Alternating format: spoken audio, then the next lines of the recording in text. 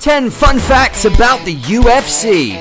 Hardcore UFC fans know their sport, but no one can be a know-it-all. Surely no one likes that. With that in mind, let's take a look at 10 facts about the UFC that will make you look like a genius at MMA trivia. Number 10, first event with gloves was UFC 14. UFC 14 was the first event to require gloves, but the now iconic open-fingered fight glove made its first appearance in 1994 when pro boxer Melton Bowen wore them into the Octagon against Steve Jenham at UFC 4. Number 9, the UFC Octagon was inspired by Chuck Norris. The Octagon is a term that's pretty much synonymous with the UFC and MMA. For those who don't know what the Octagon is, it is the trademark name given to the UFC's cage. However, it was film and video director James Couson who originally came up with the concept when the UFC began in 1993. The iconic Octagon design was inspired by the 1980s film The Octagon, starring our favorite redhead Chuck Norris. It was an immediate hit and has stuck ever since. Number 8, the UFC Championship belt is expensive. At first glance, the UFC belt might look like nothing special, but it's said to be made of real gold or gold plating at the very least, which makes it very valuable. These UFC Championship belts are created by two guys, Javier Cortez and Dave Milliken. The coveted belt that is always held with pride is worth roughly around $333,000 US. Number 7, Dana White hasn't fought professionally. It seems inconceivable that the head honcho of MMA has never experienced a pro fight before, but it's true. Before his ascent into one of the most successful combat promoters, White had worked as an amateur boxing trainer, but was never able to test himself inside the ring. Number 6, UFC matches almost featured alligators and moats.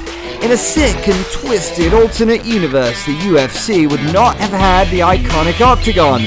Legend has it that the company's founders considered having fighters surrounded by a moat with alligators. Thankfully, the concept was said to be scrapped out of fear it would attract unwanted attention from people who might find the sport too barbaric. The decision makers ultimately opted for an Octagon instead of a moat with alligators, and I think we can all agree that it was for the best. Number 5, first UFC bonus winner. Nowadays, up-and-coming UFC fighters don't skip the chance to ask Uncle Dana for that big bonus check. But you know who were the first fighters to receive a performance bonus?